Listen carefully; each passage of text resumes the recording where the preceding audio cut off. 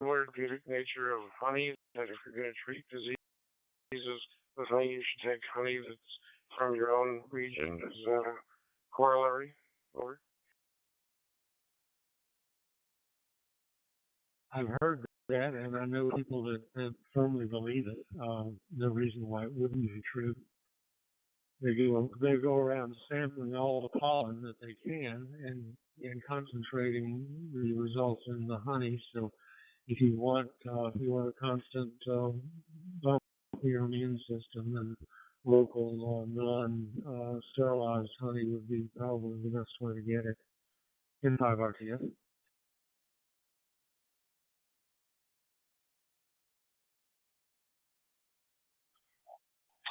well, thanks, Jeff. Nice to have you on board once again. I appreciate the recordings you have of that. This is AA4FL. It's the top of the hour. Time for the Marco DVNet, another Greenwich Radio Council. This is AA4FL. Jay, and I will be your net controller session. And our purpose is to provide a discussion forum for current medical issues.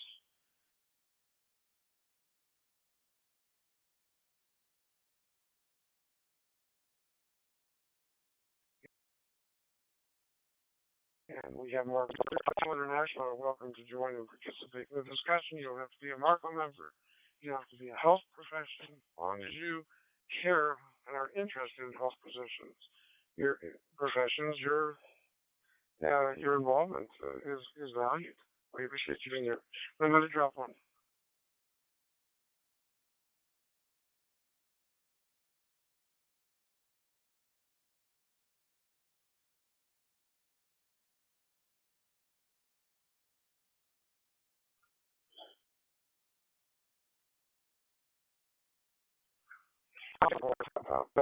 I took advantage of last night and seeing them have a gymnastics meet in Arkansas. So as I would say, I got a chance to study the physics of bodies in motion. And they certainly can defy what most of us can do. They're quite a talented group, and Florida tends to attract a lot of Olympians. So we had at least one on the team that I think was an ultra Olympic team this past Olympics. Let me let it drop one.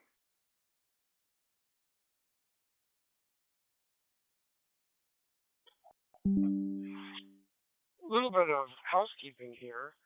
The Quadnet Array, which is our venue for our discussion here, our net, has the ability to trans those kind of different digital modes of communication from different manufacturers and to allow us to all speak to each other due to that transcodability. But there are factors in your involvement here in that come into play. Make sure not to tailgate, give room after the last transmission space.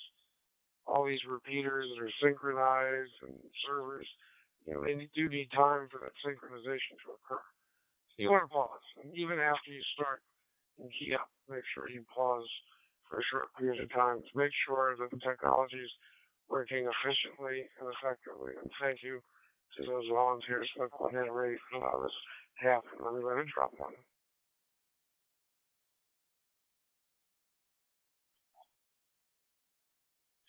Also, make sure to keep your transmissions short. If you have doubt that you're having problems on the technology end, you can even shorten them to little 30-second increments. So if you've been known to have a lot of dropouts from your QTH, I would suggest short transmissions. But for those of you that are rock solid, 2 minutes is fine. Just make sure to let it drop and turn it back to net control periodically, so that net control can help to make this an efficient discussion amongst members and guests. Before we start our regular check-ins, are there any stations with emergency or priority traffic for the net? If so, call AA4FL now.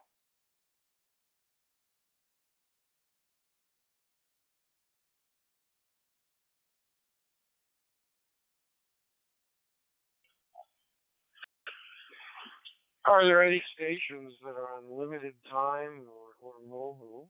And it's going to affect your ability to stay on the net throughout today's session. If so, please make your call now at this time to check in.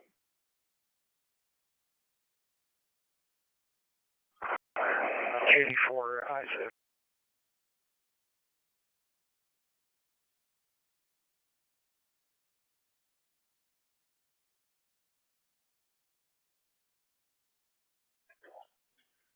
Okay, I have KD4 Isaac checked in. And Jack, I know that you're extremely hard at work trying to complete the this week's edition of the AMSAT News. I know you've got a deadline tonight to get that out, and I do appreciate you taking the time to stop by. Would you like to make some comments here in case you can't stay beyond check-in time? Go ahead. Yeah, briefly, thanks, Jay, for following the group, K4, I said. I'm not only working on that.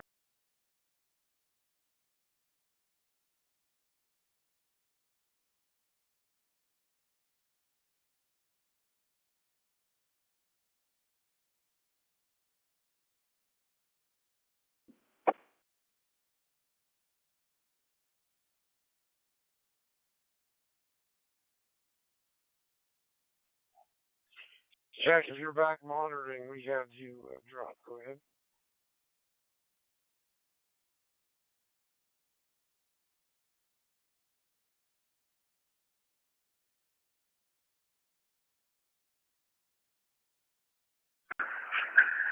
One fluffy stuff that was down this morning, had a little bit yesterday morning, and it melted off during the day, so ain't gonna be much for us, but north of here and east of here does look good.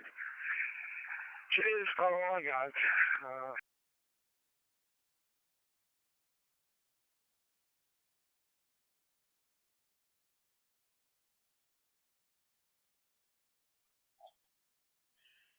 Okay, Jack, we had you in and out here. We heard you were doing more than just the MSAT news, and you were getting some snow that, of course, did not rival some of our neighbors in the Northeast up in New England. Have a great day, and thank you for stopping by. I have a couple other stations, and I'm going to check in here that have made an appearance on the quad on the NetLoggers instant message feature, including WW6 AA Maryland, California, for his early morning joining, and PY2 BBQ in Brazil, who sent along a message that he's going to try to be here in an hour, that he's at the hospital right now. So, are there any other stations that are on limited time that need to make a check-in now because they won't be able to stay for the full net? If so, go ahead and make your call. WA1EXA.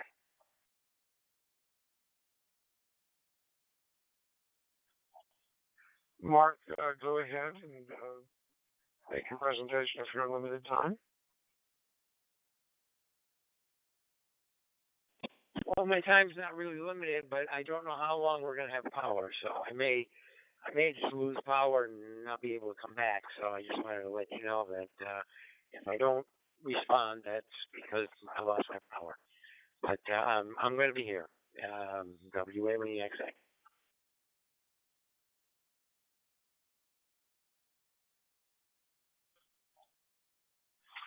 Yes, Mark, we appreciate you letting us know that Cape Cod area must be starting to get hit pretty heavy, and if it's just started recently at 6 inches, it may be far from done.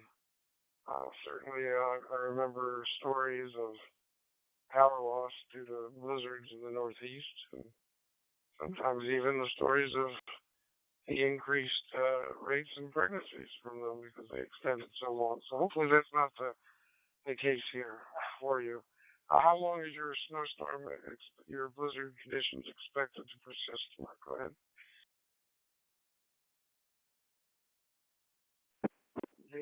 According to the WeatherNet and my Aries group, they're expected to last for the rest of the day, so start clearing up this evening after dark. We got about good 5 inches out there now. It started earlier this morning, but the winds have picked up quite a bit, and the snow is pretty heavy. So that's why I'm concerned about the power. We probably had gusts up near 60 right now, so 60 miles an hour. So that it's going to get worse. They're predicting winds up to 70, 80, 90 miles an hour and gusts. So back to you, WA1EX.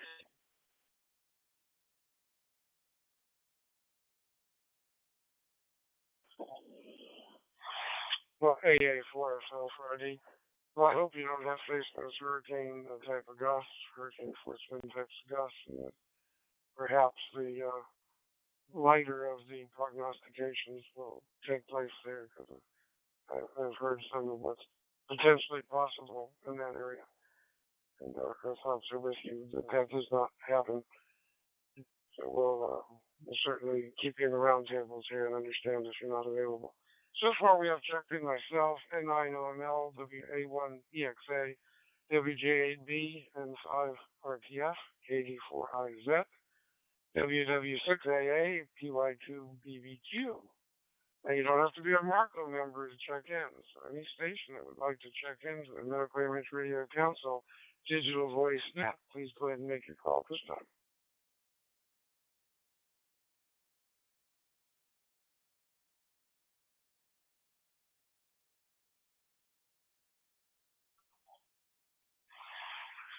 Oh, very fine. Well, we started a little slow last week too, and ended up with double the amount of check-ins than we have now. So we are early in the morning for many individuals. Thank you very much, Merrill, for waking up at 7 in the morning California time. And then one of our regulars, Steve, is in Hawaii, so we going to be missing him due to the 10-hour UTC time difference. And it's just a little bit too early for him to get up and participate. I can understand why when you're in paradise. You probably have so much to do during the day, you definitely don't want to wake up that early in the morning to try to get on the Marco TV net. But if there are any other stations that would like to check in, I'll take one more opportunity to do that before we start our discussion.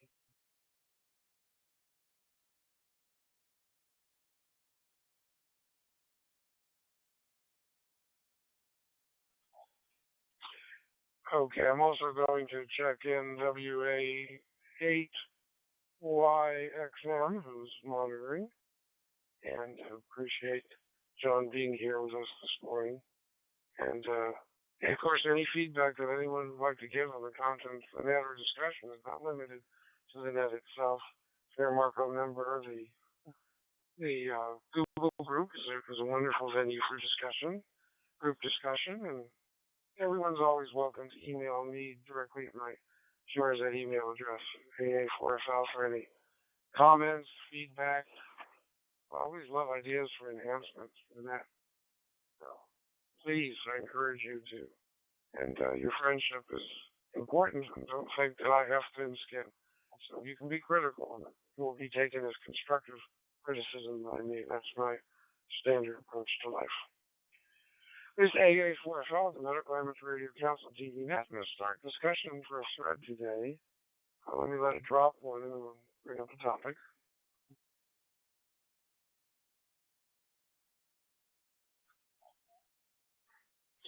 Last week we were blessed with 15 check-ins, and as we get into that 15 to 20 check-in zone, it becomes a little difficult to do the style of net we've been having, which is pretty much a roundtable. Because by the time you roundtable everyone, you run out of time, and so everyone has so much more to say. Some of our members have been very, very innovative. They've been using the IM feature, the instant message feature here on NetLogger to ask questions, to make comments, to offer links, and that's been an effective way to increase the communications without the need to have excessive roundtable discussion. Unfortunately, NetLogger is not available on all platforms, so it's a Windows-based phenomenon. Let me let it drop one.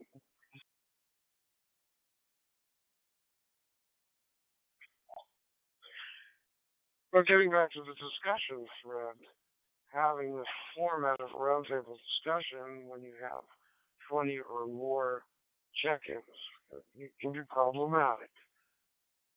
So the actual way that we hold the net, I'm fortunate to know most of you. I can call on individuals. If you have the ability to do NetLogger IAM, that would be wonderful. But in terms of extensive conversations, some of you are sharing links here. Others have shared the links to extended conversation and follow-up on the Google group itself, which is an excellent way of Marco members becoming familiar. Not everyone is DV enabled, and I would highly suggest that. The other possibility for use of the net, I'd like to see a follow-up discussion venue in addition to the Google group for times when we have ether topics that we can stimulate the members to follow up with. Just let them know that we're going to have a particular session. Let it drop them.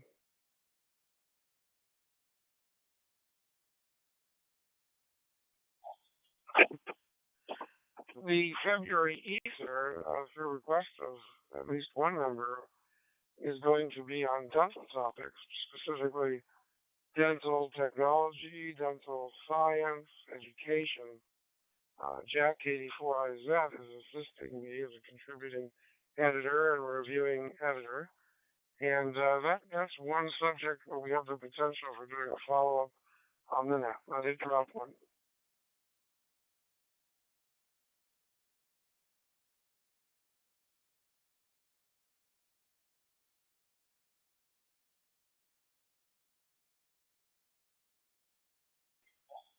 Okay. Good to be back. Just trying to get a little quieter environment here at the home for the net. And having the follow-up discussion for topics is a potential way to stimulate more involvement in the net. And if it does become a greater audience, then we may have it affect the traditional mechanism that we've been doing for the way we're picking up discussion. So I'm going to put that out for a thread today. Of course, any COVID reports or changes in your area are also welcome. That's what we traditionally have been doing during the COVID epidemic, a very important sharing of information. I'm going to go ahead and start with N9ONL, Howard. Good morning, Howard.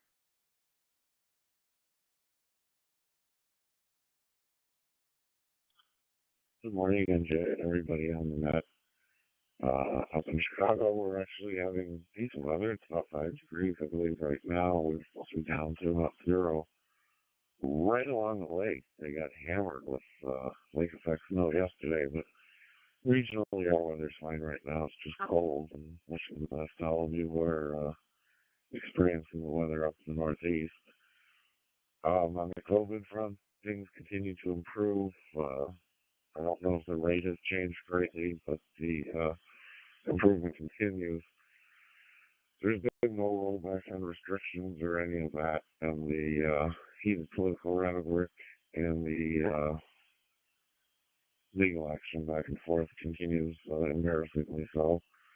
But that's the state of affairs here on that front.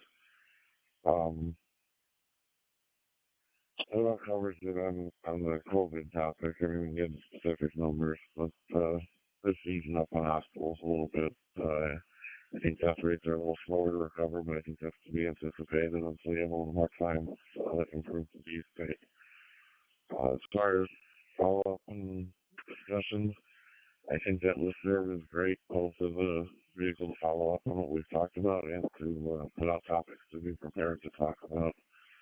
Not necessarily like homework, but just a heads up so if people have thoughts, they're get a little bit of time to get it together or find something to cite. And I know now, back to net control.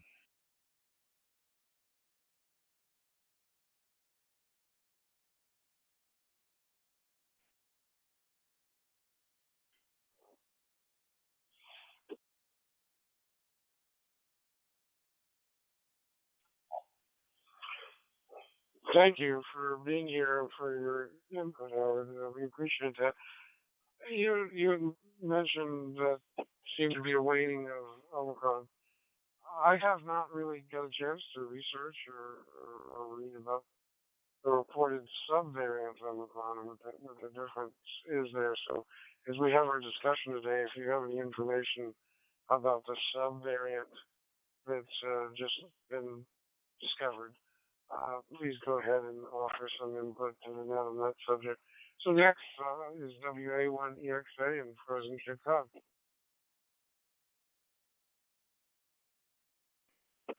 Yep, WA1EXA here. Snowy Cape Cod. I was going to say, as far as the COVID here, everything is down. The deaths are down. The hospitalization is down. The availability of beds are up.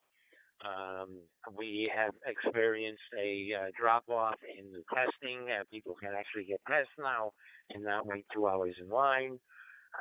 So things are looking pretty good, although they have reported the subvariant in Massachusetts. They have reported 3 or 4 cases as of last night, but they're not saying much about it.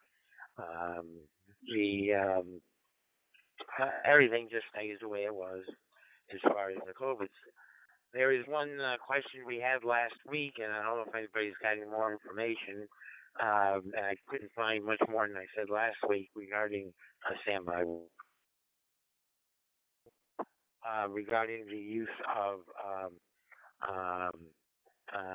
CBD precursors, CBH and CBG, I guess it is, for both the prevention and treatment of COVID. And I don't know if anybody got any more information on that. So back to you, WA1EXA.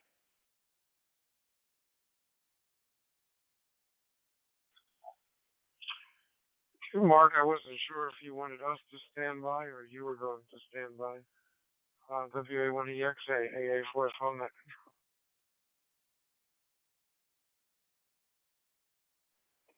You copying me?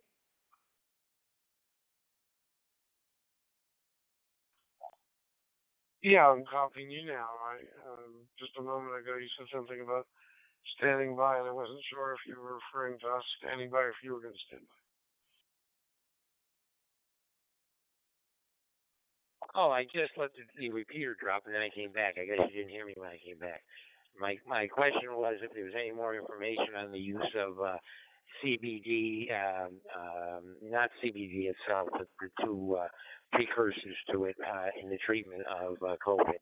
I haven't really heard anything more, but I know that was interest last week. WA1EXA.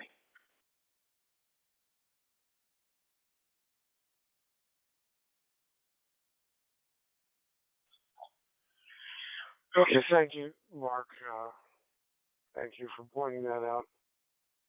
Again, the CBD discussion is something we started last week, and any discussion for that is welcome to be occurred. By the way, on the IM message chatting, for those of you that don't have it, Andy WJB correctly alerted me that the NetLogger will run on Linux and Mac, so it's just iOS and Android where the issue occurs.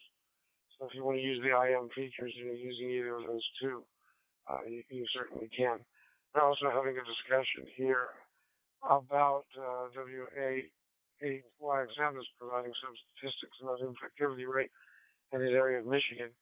And it's also being discussed that infectivity rate also is not, even though it's dropping, doesn't mean that the deaths are dropping yet. So we obviously have a delay in the death rate reducing. So I'm not sure how long that delay will be, but if you want to discuss that as we go on with the exchanges here, please do. It would be appropriate. I'll turn it over to WJ8B. Go ahead, Andy.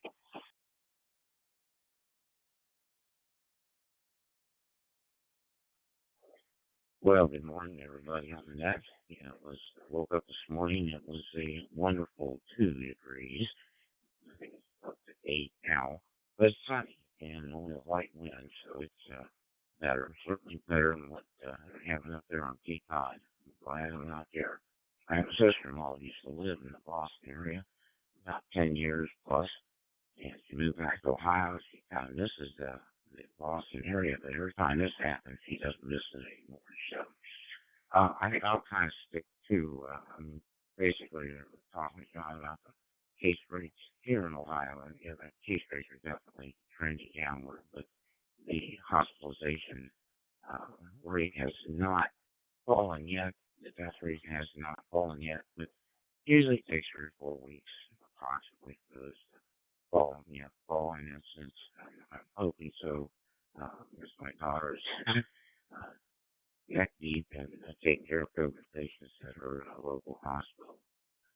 On the other topic that you brought up, Jay, about how to set up the net for changes in topics, you know, probably the two best examples of how large nets run um, and one of these is not that large, and there's at least 2 other members on our list here that are on one or both of those nets. One is on Capital City Eastern Net, which is on already 62 Alpha on Wednesday night at 9 p.m. Eastern. It's usually a fairly small to moderate size. We don't use net logger, but basically the MC brings up the latest news and topic. It's usually related to digital AM radio, and sometimes they digress from it. And we go from there. We do sometimes get way off topic. It does seem to work pretty well. Gives us some direction. Let me break for time. The other net happens later today, and it's a little more larger net. They have that's run by Jeff. The E6DVU is one of the admins of Quadnet Ray, and he's been on the air for a very long time. And it uses net logger like we do, and in a similar fashion that we do. Sometimes he doesn't have a topic, he throws it open for an answer table, but frequently they do. And we kind of go from there the same way. And tonight they're actually going to have a formal speaker on tonight to talk about a new variety of digital voice reflectors. That's always interested in that from the ham radio side. And since I've done digital radio, that will be on this evening at 6. But that works quite well there, because that net recently has had 16 to 30 or so people at times during the peak of the COVID thing. We ended up to 60 check-ins. We still managed. It took sometimes an hour and 45 minutes, but we still managed. So, give it back to you, Jay, from WK.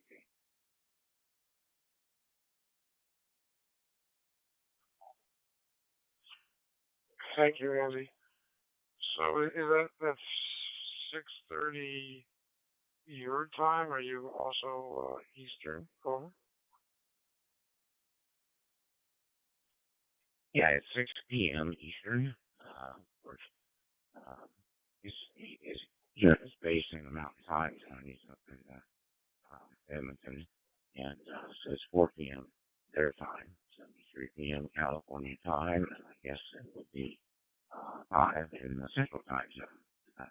But it's all pretty rare. They don't miss very many of those. And the other net is Wednesday night at 9 p.m. here in the Eastern Time Zone. That's on 62 Alpha. It just ends right here on the Quadnet Array. Back to you from WJD.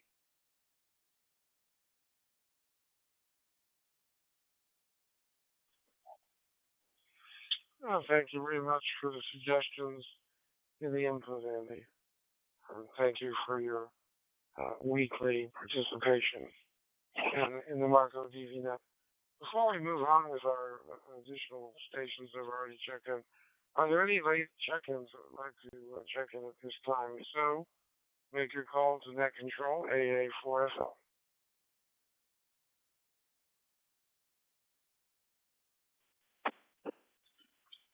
AA4FL, this is N4TSC. I've been trying to monitor, but didn't have an opportunity to check in. Finally getting close to the relay, so hopefully you can copy me N4TSC.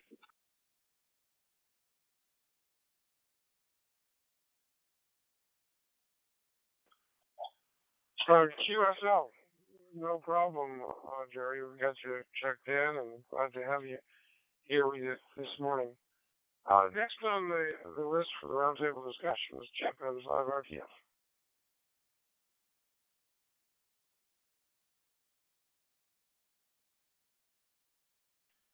Yes, we're at L5 RTF.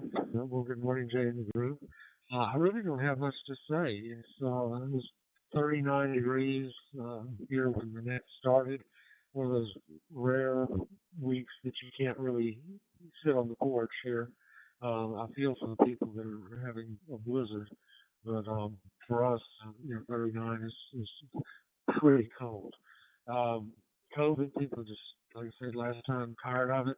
I hear rumors of people declaring February 1st is Freedom Day.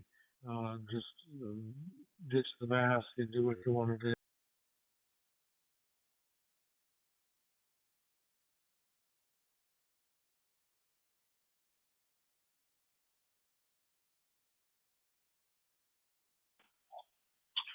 Okay, Chip N5 RTF. I'm just trying to find some information about the Omicron subvariant. But initially, what I'm seeing is 1.5 times more transmissible. So if it's Freedom Day, I guess that's potentially possible. But if you're gonna get infected, gotta understand the risks. So I don't know anything else about this subvariant. Would require reading. So as we're doing the roundtable and you have information about the subvariant, please go ahead and let us know more details. KD4, is that Jack? Are you back and available?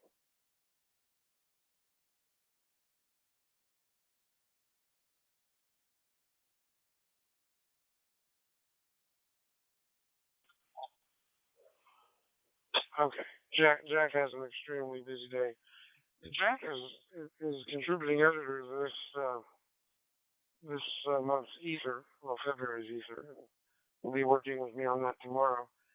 But he's also I think, rotates as AMSAT news editor, and this week is his once every 4-week time to be editor. So he's pretty busy here. We'll let him run on and do what he needs to do, and if he comes back, we'll certainly look forward to hearing from him. Otherwise, understand he is contributing, just contributing in many different ways here. WW6AA, good early morning to you, Merrill. I might keep your transmissions short just in case the technology is not behaving itself. Go ahead. Very good, AA 4FL, this is WW6AA. And as you're aware, it's early in the morning and I'm just waking up and I'm just listening to the weather reports out there. As I looked at my computer and saw that it's 60 degrees so far and sunny at 7:30 in the morning here in California. I don't have much to add, Jay. I'm just going to be listening until you get to some controversial topic. WW6AA is listening.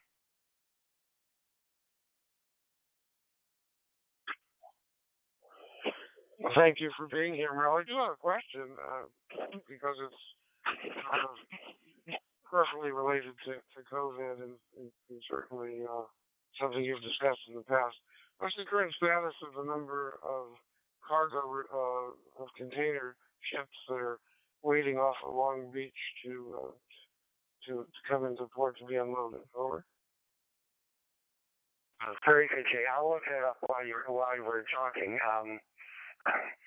But I will share that the recent change in the cargo ships after 2 years of this supply delay, several things have happened. Somebody wrote around port and said, gee, it's interesting, why are the containers always stacked too high? And you're claiming there's no space, and somebody said, oh, well, we had some kind of zoning requirement. So now they're stacking the containers higher. And we normally had a long line of ships parked offshore, and when they ran whatever they run on the ships, they would pollute the area. And so they have finally changed the way that they're bringing the cargoes in. And so instead of having everybody rush to Long Beach and line up and wait for 3 weeks to get unloaded, they instituted a program where as soon as you leave the port that you got your cargo, you now radio Long Beach, and you're given while they're waiting 150 miles offshore. So I can't look out there anymore and see how many ships are, but I would guess it's still close to 100.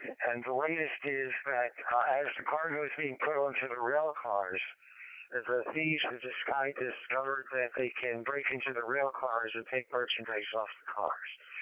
So I'll leave you guys with that. WW6AA is listening.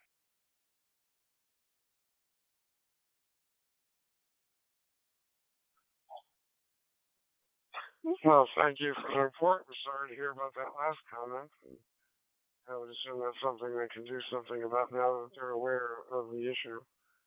But he also sort of answered my upcoming question, which is what about the transportation for the items that are being unloaded at the docks? And you mentioned rail cars. So I don't know much about what's going on with distribution here in the United States. Maybe availability for staffing and trucking. I know in other countries they've even had to use the military as truck drivers. I think that was the UK. And we quoted on it. So there's multiple levels of challenges. PY2BQ, I don't think Hilton's here yet, but let's see. Hilton, are you with us yet? Over?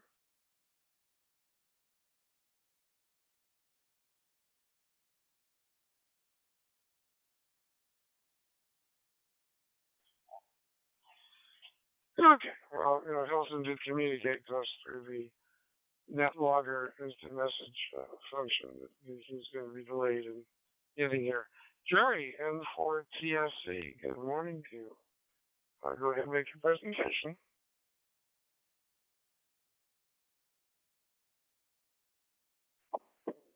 Okay, AA4FL in the group.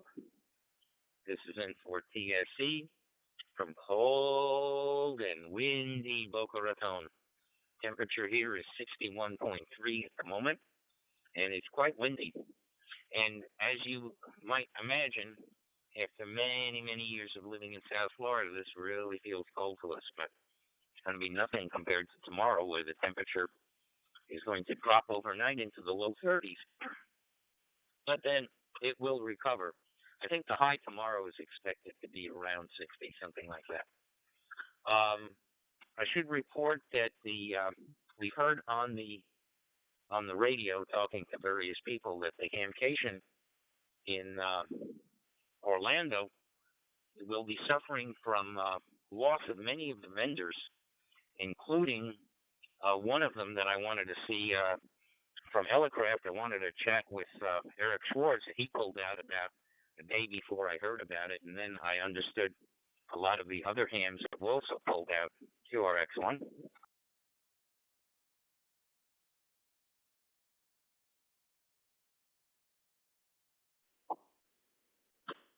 So that initiated the response that I had in talking to people, and we decided that a whole bunch of people that I expected to meet there, who are actually in the Orlando area now, are not going to the Hamfest, or the Hamcation, so we decided to pull out. And talking about trying to get supplies because of the supply chain, I had decided I wanted to replace my antenna tuner, and I tried to find the antenna tuner online, couldn't find it online. Even people reselling it couldn't find it. Called the manufacturer. Manufacturer said, you'll have about an 8 to 12 week delay in getting the unit. And I said, why? And they said, well, it's not just parts that we can't get in the supply chain. We can't get people to put it together. So I said, okay, I'll order the unit, and if I find one online, I'll call you back and we'll cancel. So we went with that deal, and it turned out the next day they called up and they said they happened to find a unit for me and we're shipping it out. And so I lucked out as far as that's concerned. I asked them why they suddenly had one available, and they said when they sell to vendors, they sell in bulk. Nobody wanted one unit, and that's how I lucked out. So that's one of the experiences I had with COVID. Sure, excellent.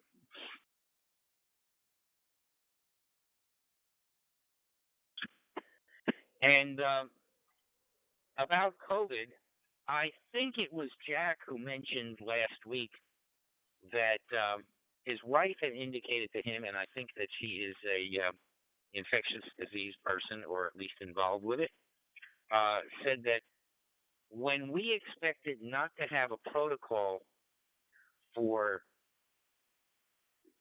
vaccinating children under the age of 5, he said that the protocol would probably be around in 2 to 3 weeks from last week, which means that perhaps by mid-February we'll have a protocol which will be earlier, and that would be helpful. But obviously there are lots of questions about the protocol of dealing with children. Not only is their immune system in development, but their size and the amount of vaccine that they can take is limited.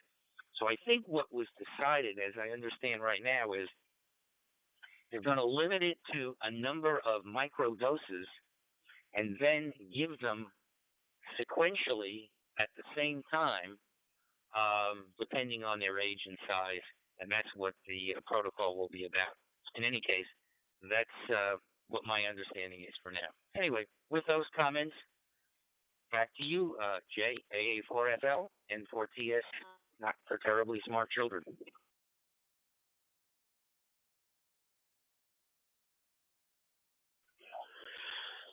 Well, thank you for the discussions and new areas to discuss. By the way, KC3SOK, Jim is with us. He just mentioned on NetLogger that he's online. So, Jim, I've got you checked in there, and I'll have you next on discussion group. Bring you up to speed. You can see on the NetLogger here instant message feature some of the discussion that we've been having. Jerry, you just brought up the hamcation in Orlando and the less activity regarding it. It's interesting because I just, in writing the ether and talking about Hamvention, now hopefully by May we'll be in a better position to have in-person meetings. I did mention that Hamcation was also the ARL National Convention. So when I was researching this yesterday or the day before, there was no sign that either of those events are being canceled.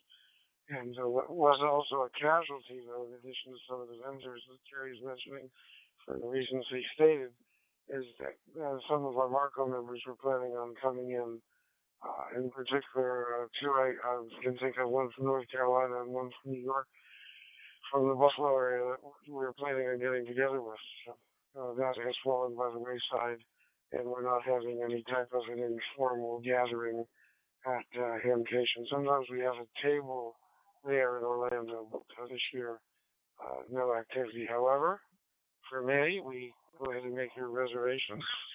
We have that available, and we have our hotel block, and you can cancel the hotel block up to the end of April, April 28th.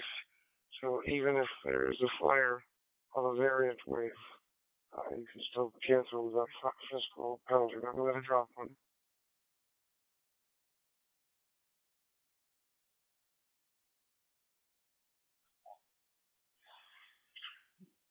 I have been able to reserve a restaurant adjacent to the hotel for our banquet for the annual meeting, Marco meeting in Xenia. Our hotel is actually in Fairborn.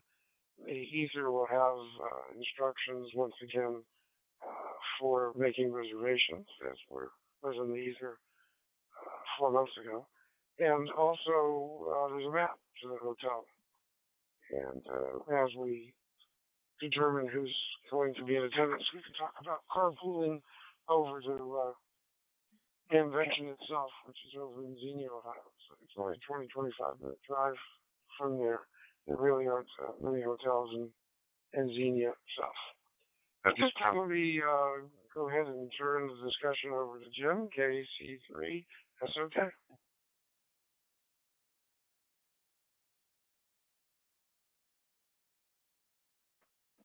Well, thank you for the opportunity to contribute.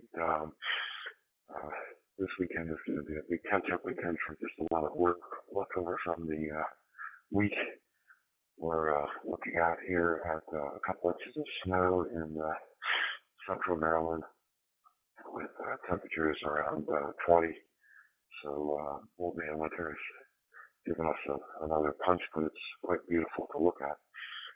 The COVID rates continue to come out here in Maryland as they are elsewhere. It's interesting, I was just reading that in Ireland, they have gotten rid of all of the prohibitions on gathering, so things are well enough contained there that they are letting people go out to pubs and associate together. There's been real tough on their industry of hotels and bars and so on to be affected by the COVID here. Anyway, just a few thoughts, and I'll be listening. Back to you.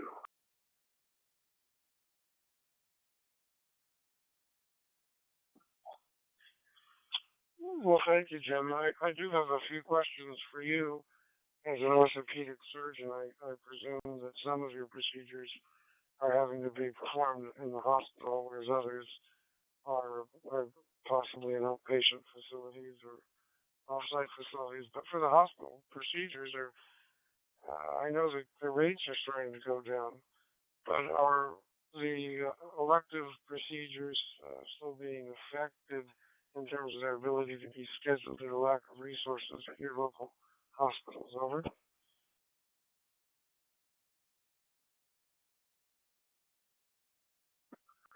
So the rates in the hospital have also been coming down, and so we just got the announcement the other day that as of February 7th, we will be able to do more inpatient procedures in the hospital. We do have 2 surgery centers associated with the hospital, so they have kept going.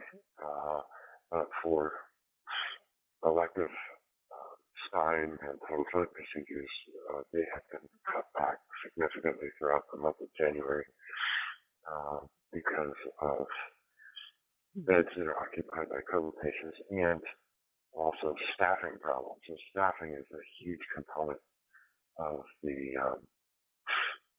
decreased ability for throughput of cases. But it's starting to loosen up a bit now, and hopefully we'll continue to do so. But I'm optimistic now that this Omicron seems to be have peaked in its course. Back to you.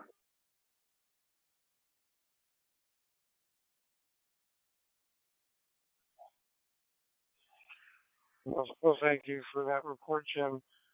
With the new subvariant, of course, not being distinct enough to be a new variant, but perhaps has a higher infectivity rate, I wonder if it starts circulating here at a greater presence.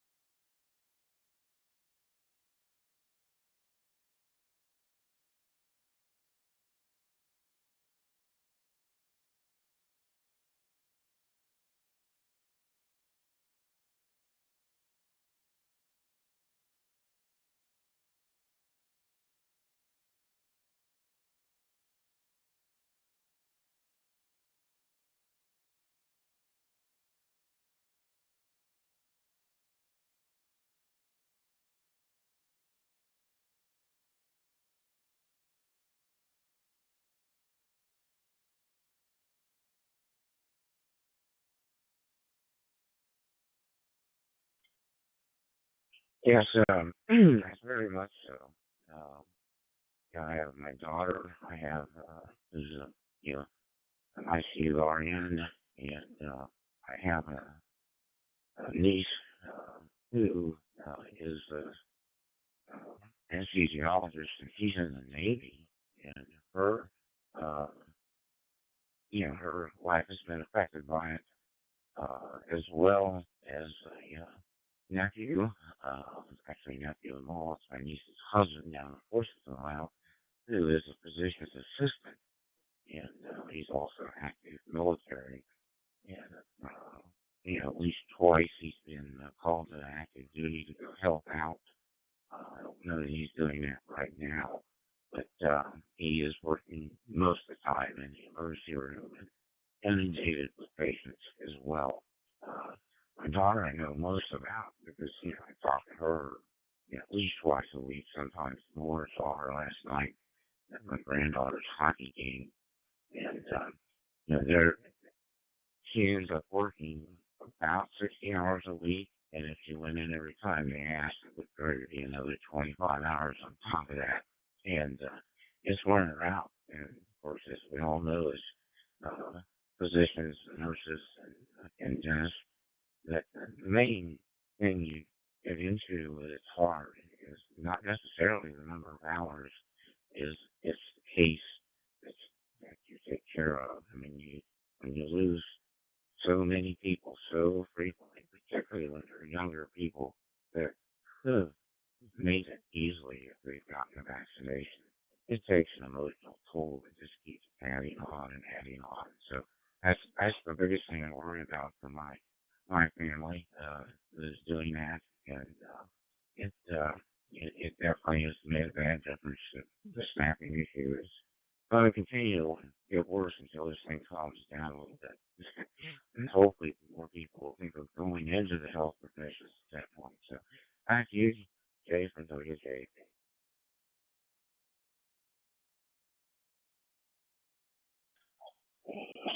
Yeah, thank you for mentioning that, Andy. I haven't seen any reports lately, but at one point, I think I saw a statistic that said 2 in 5 physicians, I don't remember the exact figures. It was between 2 in 5 and 1 in 5 when they were quoting the amount of physicians and other medical personnel, nurses and teachers that were considering retiring because of all the stress created by the pandemic.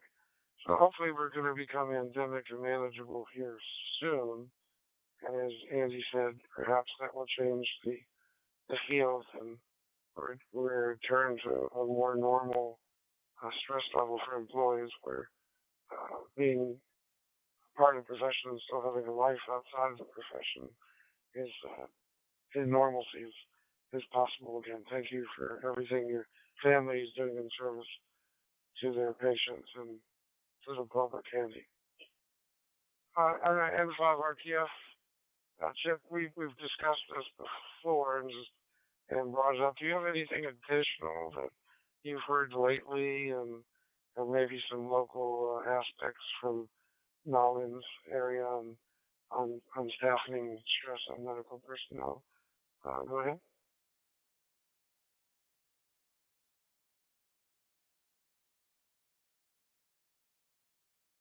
Well, probably the saddest thing is the number of employees that our hospital lost who would not get the injection, wouldn't take the vaccine.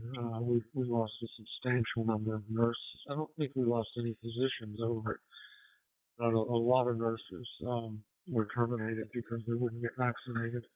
And I personally opt for freedom. But there's lots of different sides to that argument. But that really did cut the manpower, womanpower, and we've had to cut surgical cases and reschedule things, and everybody's stressed because of the extra workload. With the 5, 10, 15% of people suddenly gone. So that's another complication here in 5RTF.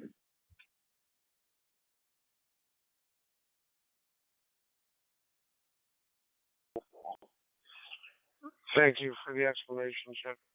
on our NetLogger AIM window, or the instant message window, Andy had mentioned that locally he knows usually many hams that do go down to Orlando for hamtation, but it looks like it's greatly reduced.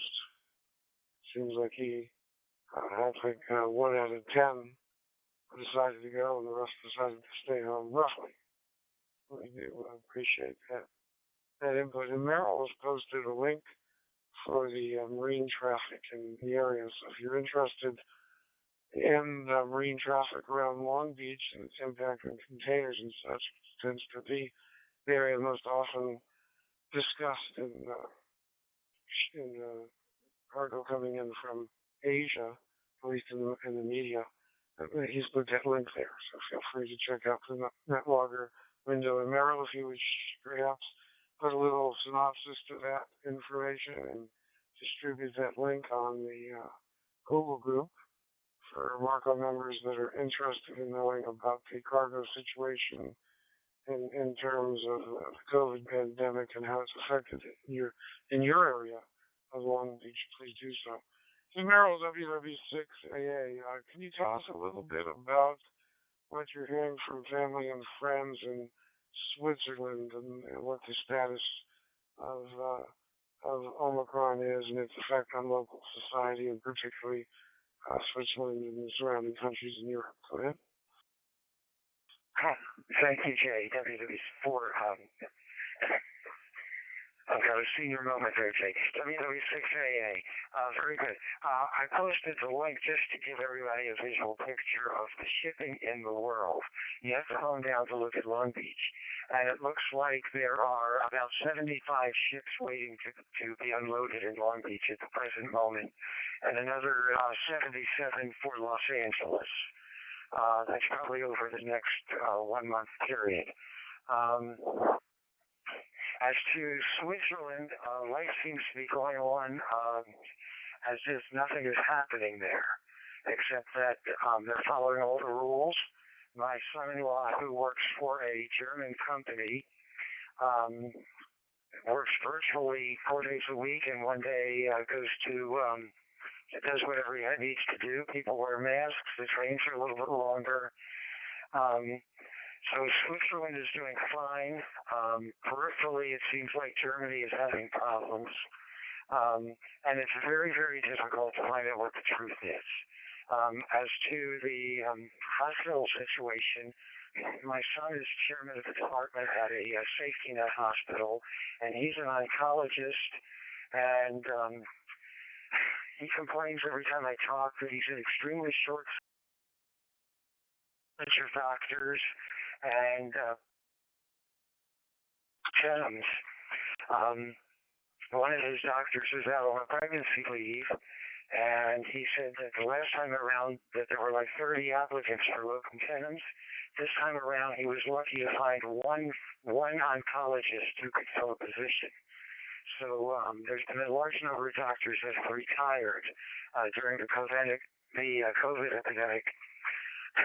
That is also affecting what's going on. Anyway, Jay, explain to me how they integrate the Google group with what we're doing. Is there a group to monitor what's happening, or is it just used for the emails? The WW6AA is listening.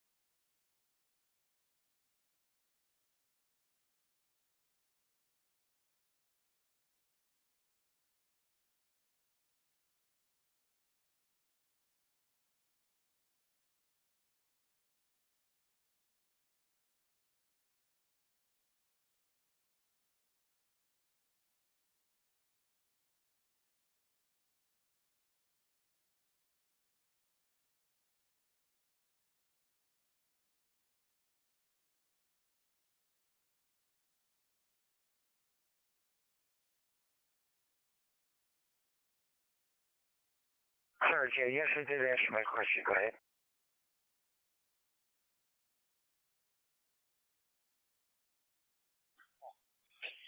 Okay, well, thank you for letting me know that, and thank you for being willing to start discussion threads on the Google group.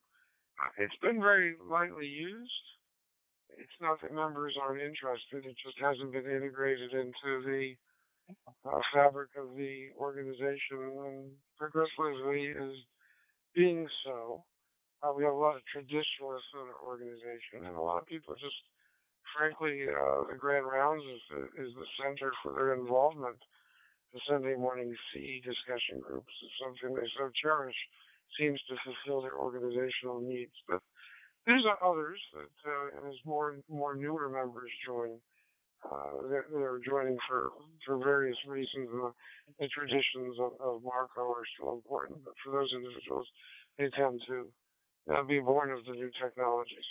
Not necessarily always. That's not age related because we have new members in their 70s and their 60s and are very adept at technology. But just in terms of they're finding us through the technology, so as they do, they tend to be much more in use of the technology. Are there any other discussion threads one would like to discuss? Any follow-up discussion before we bring the net to the close? I'll take a list now. Go ahead and make your call to State A4FL Medical Average Radio Council DVNet. And 910.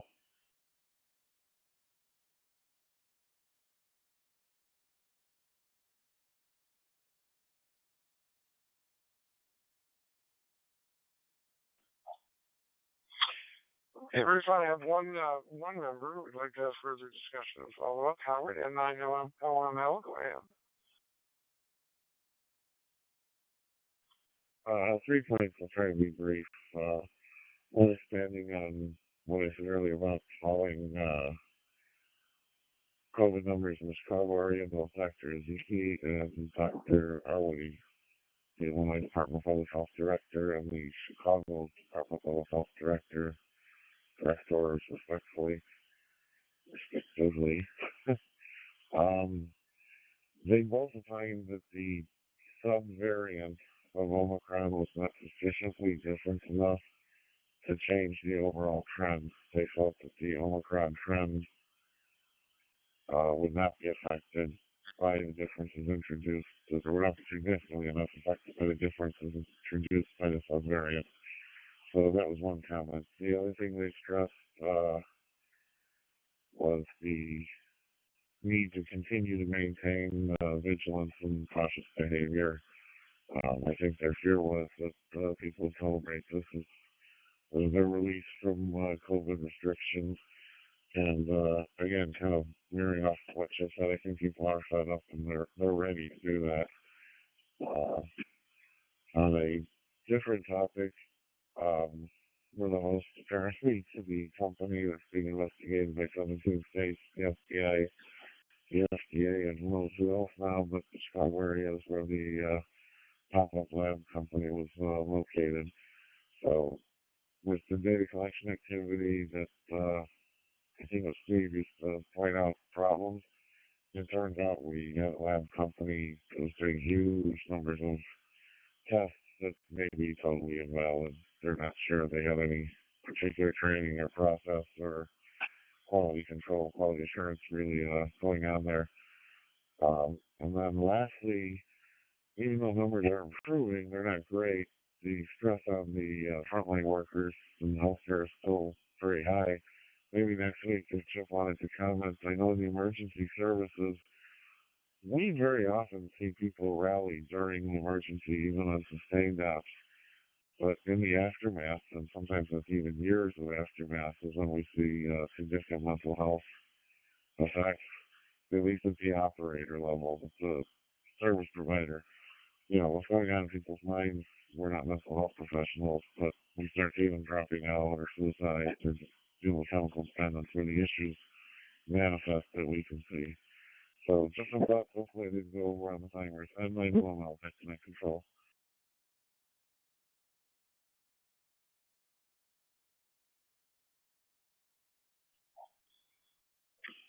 Well, thank you for bringing up all those topics, Howard. If you wouldn't mind on the Google group seeding that conversation on the latter topic there and encourage individuals to consider it, offer their input both on the Google group and perhaps follow up, join us on the net and maybe explain how useful the net has been from a personal perspective.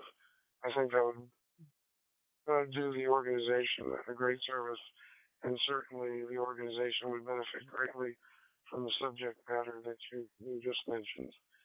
Would that be acceptable, Howard? Over. Absolutely. I ask a dumb question, even though I'm older than I act, so I don't know the answer to this one. Do I simply address an email like a response to one of the listserv messages I get, and then just put the title line in, or is there a different way to do it?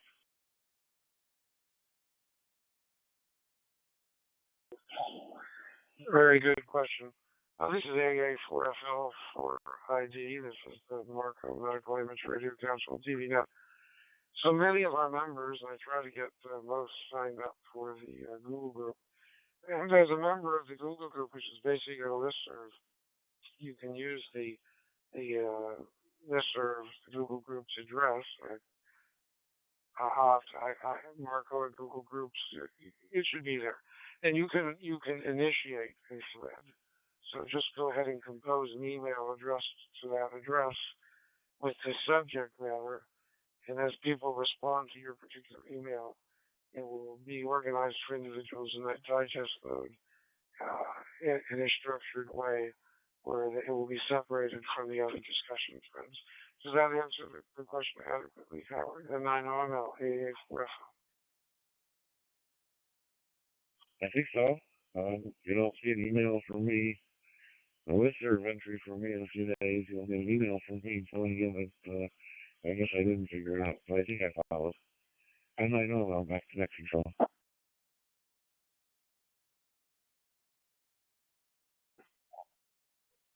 No, as always, thank you for your participation and excellent questions. I'm sure that's a subject that's on the minds of others as well, and it's actually been discussed today already, and it's an extension of the discussion. And I'm pretty good about responding to emails. It may not be immediate, depending upon the obligations one has. And right now, it's getting the ether prepared for the end of the month, so it can get out on February 1st or 2nd. Pretty close. I just want one or two more pages to complete the text. I appreciate the input from all of those. I know Casey said he couldn't be here today, and 3IM has been offering input for that issue. Bruce, our president, KM2L, and others have been providing feedback and input.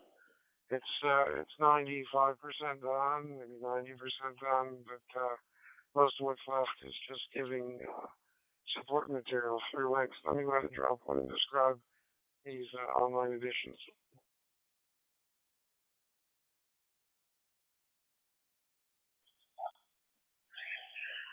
The Marco Ether, our newsletter, is one of the more cherished aspects of the Marco organization.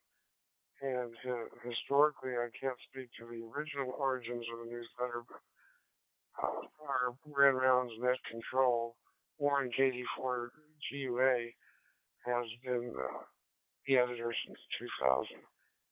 And Warren is a Renaissance man, a 97-year-old, who is, you'd never know if you met him in person or spoke to him on the phone of his age. He's a fascinating individual who we actually honored at a Marco meeting in Orlando a number of years ago. And he's a very talented artist and journalist. He's a true Renaissance man. But getting back to the subject here, let me drop one here.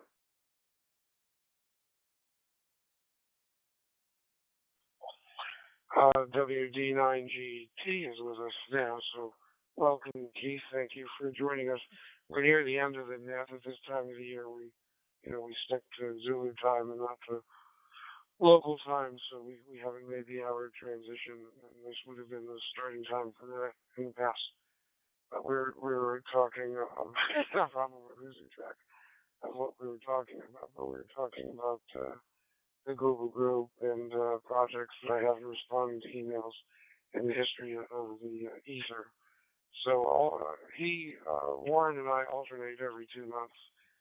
His traditional forum journalistic style is the norm for his issues, and the ones I do are online editions that are seeded with links to additional material challenging the reader or making available to the reader the ability to self-select what interests them the most. Let me drop one.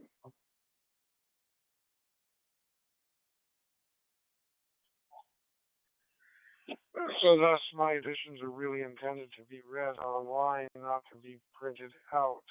So we're kind of getting the best of both worlds here and best of both approaches in terms of meeting the needs and the desires of our membership. Mine are distributed electronically, Warren's are in print, and both mechanisms seem to be appreciated by the membership, and it gives us the flexibility to use both approaches, and members benefit from those two different approaches. So I'm always looking for feedback on the Ether. Some of you peer review them, and others certainly. Again, I'm thick-skinned. You can make comments, constructive criticism. Don't ever think that I will judge you because you have a comment that may not be favorable to me. I encourage them. Are there any other comments here? And actually, let me give Keith a chance, WD9GET, to say hello before we bring the net to a close. Go ahead, Keith.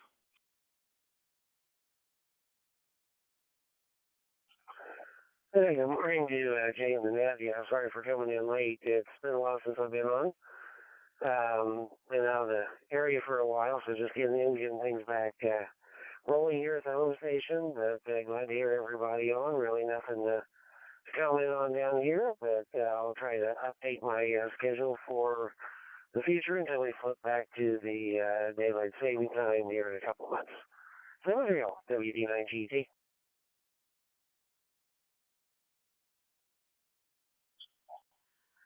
Oh, thank you, Keith. Would you mind taking a moment? There's some of us that haven't met you before, and describe your professional activities, where you've been working lately. Go ahead.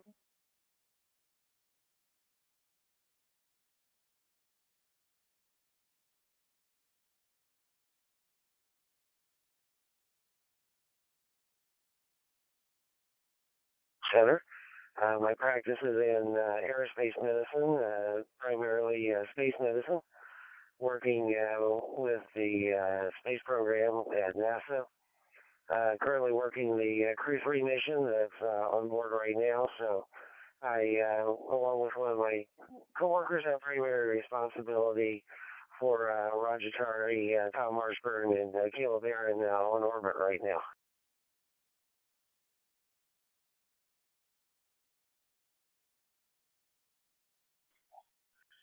Thank you for the description. What are some of your upcoming activities that are you'll be responsible once that particular mission is concluded?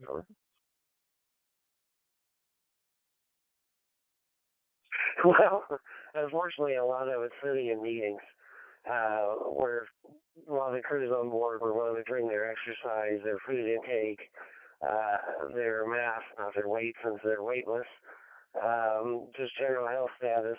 We have to report that to lots of meetings, and of course keep an eye on things like their fatigue and workload, which is one of the biggest things we have to fight for, that they're not overwhelmed.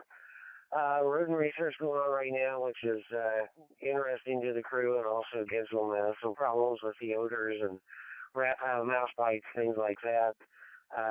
Coming up with two EVAs, the spacewalks coming up in March.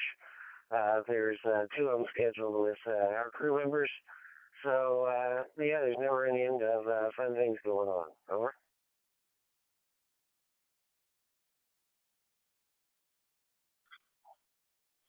Well, thank you, Keith, and thank you for your participation, all you do for the space program. We know you're traveling frequently to Russia and that you've been involved in other activities of planning beyond this one mission. You've described to our group before. Thank you for everything you do, and it's an honor to have you be able to take the time to be here with us today. And we do have a wide variety of talent in our Marco membership all across the board, all different levels, academia, medicine, all the health fields, emergency medicine, people in government service. And we like to take the tack that everyone is important, that everyone in amateur radio has an important presence, and that everyone that is involved in healthcare who's a ham radio operator is essentially an emissary of the health fields in amateur radio. And a credit to Marco and to their professions. So thank you very much for participating. Is there anyone else that would like to make a late check-in before we bring the net to a close? As the Marco Digital Voice Net that meets every Saturday at 1500 UTC. If you would like to make a call directed to Net Control, AA4FL.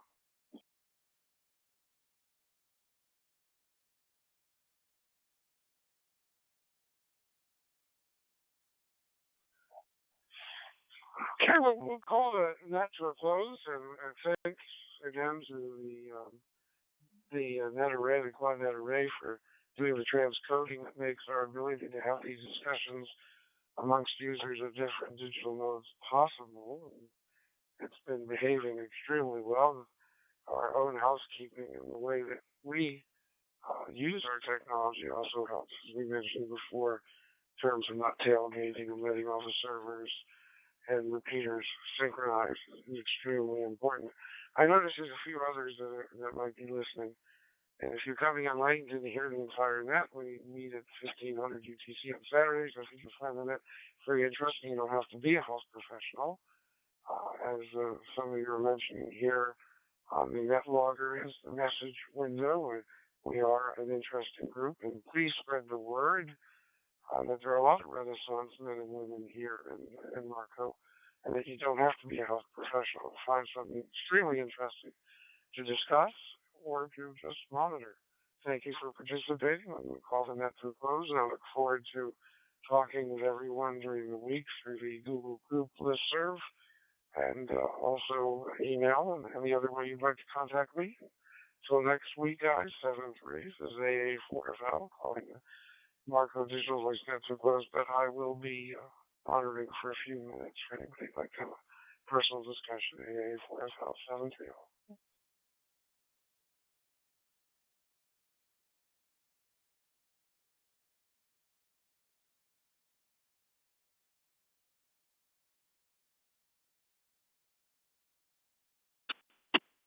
Stay warm up there in North Florida, Jay, and for TSC.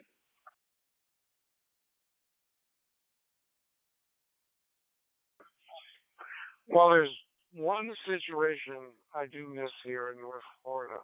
Since you're getting cold enough weather now, even though we're 10 degrees colder and we'll be in the low 20s tomorrow, I do not have the opportunity to rescue an iguana who's fallen out of the tree, put him in my car to take him somewhere because I foolishly think I can save the iguana, and then have him resuscitate and attack me in the car. I won't have that experience, Jerry, and I hope you won't either. Over.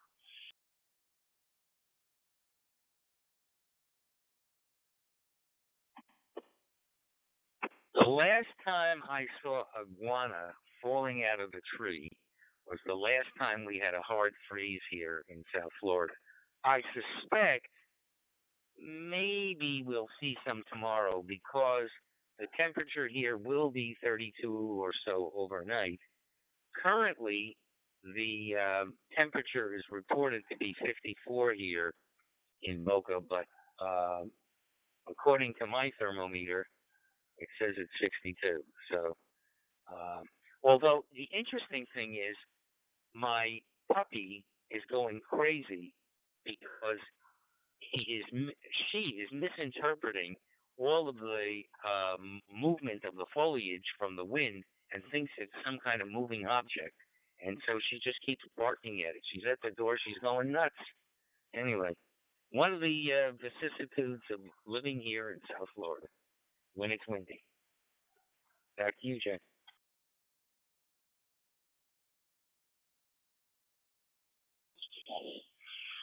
Yeah, QSL, Jerry. So I guess people just realize it may not rain in Southern California, but in South Florida it can rain iguanas. So we can coin that saying there. I noticed my motion camera on my doorbell in Delray has been notifying me of all the wind. I have a papaya tree that's about 4 feet off the ground now, 3.5 feet off the ground, right out that doorbell, out my little entrance way in Delray, and it's certainly been moving quite a bit. So I imagine, and then that's sort of an enclosed area. The winds must be substantial there. So yeah, yeah, I'm very familiar. There's no hurricane season. I'd rather have the cold and the wind and the tropical weather when it has an unwelcome visit there. I'm sorry I haven't been down there. I've been held hostage by family and family duties here. They haven't gotten known as South Florida jury. And for TSCAA for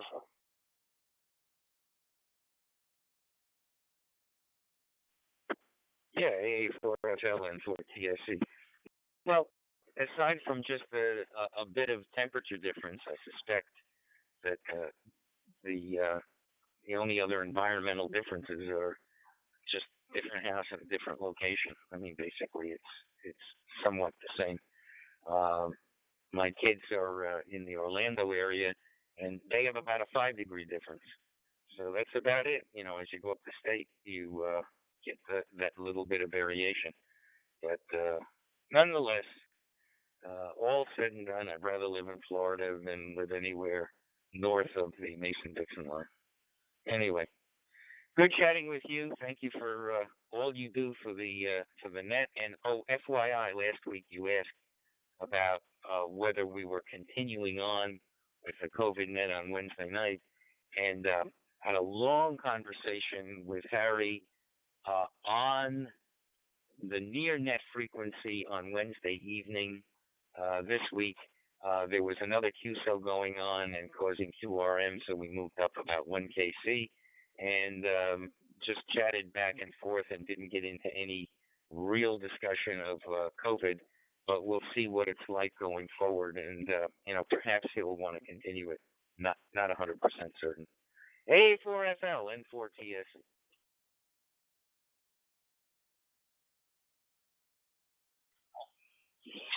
Well, thank you for that, Jerry. I did have a telephone discussion with Harry earlier in the week. Brought up the net, got some more details, reviewed what was in the ether, and I'll let him know. I was, of course, going to update it according to the conversation, just make sure the time was in there correctly. And yeah, we'll take it from there, and hopefully we'll continue. You seem to be in good spirits, and it's good to talk to him. Actually was at a gymnastics meet last night and sent him some pictures that told him I was studying physics of motion. Some of the gymnasts were doing their flow routine. So that's one thing that's different here. I'm not really hostage in a bad way, but I ended up getting season tickets to Gator Gymnastics this year and been to quite a few women's basketball games. Hadn't gone to a men's game, but last night we had a match against Arkansas, and the Gators are like number 4 in the nation. Very well attended. It was linked to Pink Breast Cancer Night. And then tomorrow we've got number 1 University of South Carolina coming in to play the women's Gator basketball team, which my grandkids can go to and let it drop one.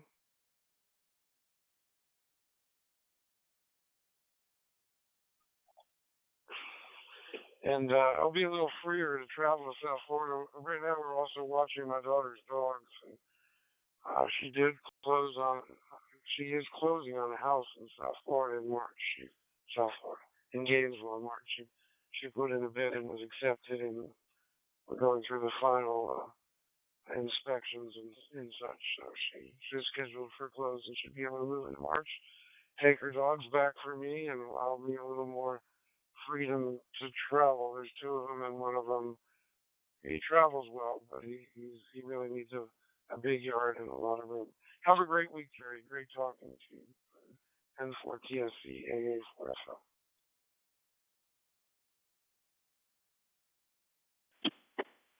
Okay, very good, Jay.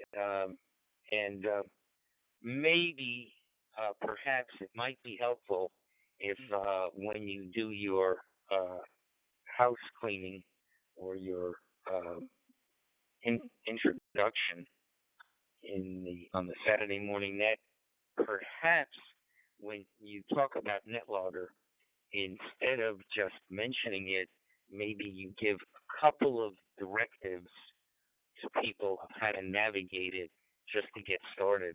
Um, it's sometimes it locks up and it doesn't work very smoothly. So maybe if you limit your introduction to let's say check in here, do this, do that, and then go to AIM. Um, Maybe that's the kind of thing that might be helpful as a reminder since you cover a whole bunch of other things. Meanwhile, enjoy the brisk weather that we're having, and we'll look for you again next time. And for TSC, clearly not for terribly smart children.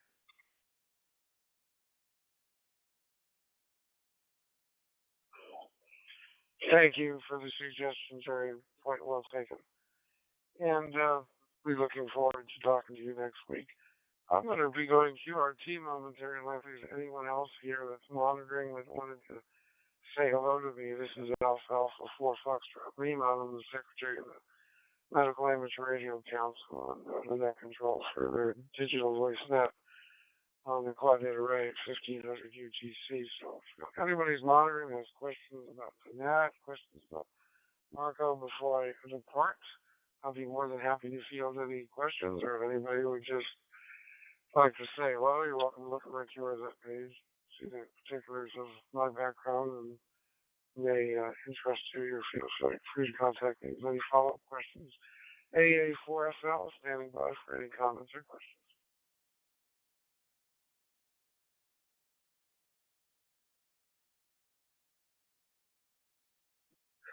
AA4FL, this is KC3SOK.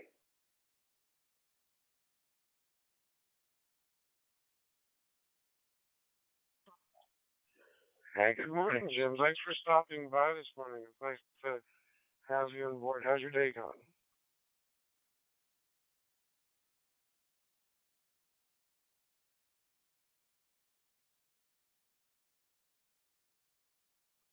It's doing well. Just catching up with a lot of stuff left over from the week. And I just wanted to get back to you, too, in reference to the bio. I think that looks fine. I see that you have links.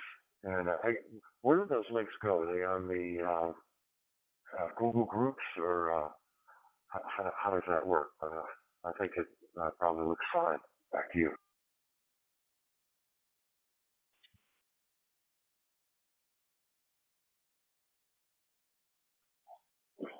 Yeah, when I use background material that's not actually an outside website, what I do is I PDF the information, make an Adobe Acrobat file, and then I don't password protect it, so it's public domain information. But what I do is I protect it against anyone editing or printing it, so they only read it online as a protection to the participants. I do a number of academic websites and philosophy for my son, and we have people that post papers there all the time. So we protect the author. We don't want somebody going in there getting the material and trying to edit it. Or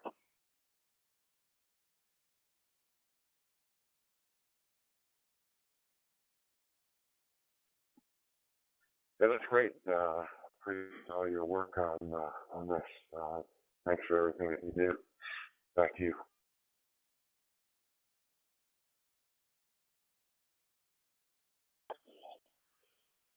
well, thank you for the kind words.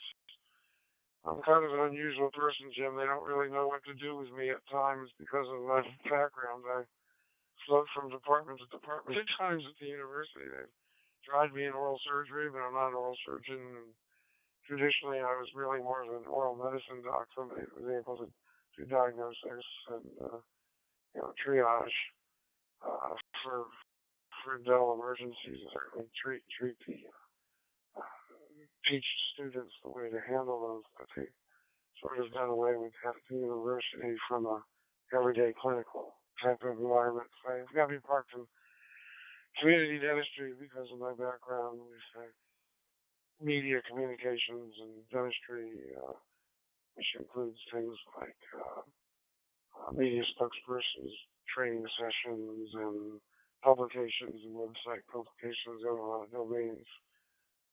Connected World Internet Ventures, which is a domain holding company, and it's just sort of been sitting in the background because I've been too busy to really spend any time on it. So hoping the children would. But that's where some of these philosophy websites come from, the many domains I own. Thanks for asking, Jim. And it's good to have you on board and your perspective as an orthopedic specialist. Over.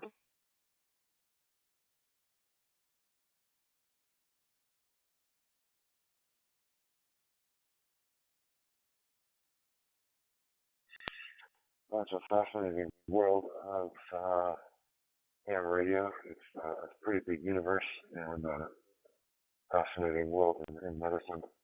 I certainly still enjoy it very much, and also been involved in advocacy work. I'm president of our state medical society now, so I've been doing a lot of work with the legislature over the years to try to do things that benefit patients and help the patients. And this overlap of and radio and medicine is particularly fascinating. So I'm definitely enjoying it and look forward to continuing to being involved. I gotta take the dogs out. They keep looking at me, so I'll again appreciate that this morning, and thanks for everything you do. And KC3SOK, and I'll be clear.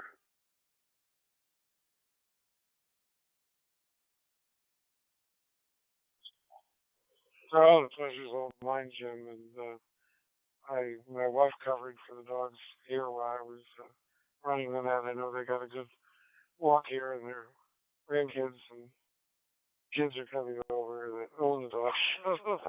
Have a wonderful day together. I know how important dog person time is to our own well-being as well as the animals. And thanks again for everything that you do. 7-3, have a great week. I'm going to go ahead and go QRT. If there's anyone else that's monitoring that wanted to say hello before I go QRT, please go ahead and give me a call. This is AA4SL.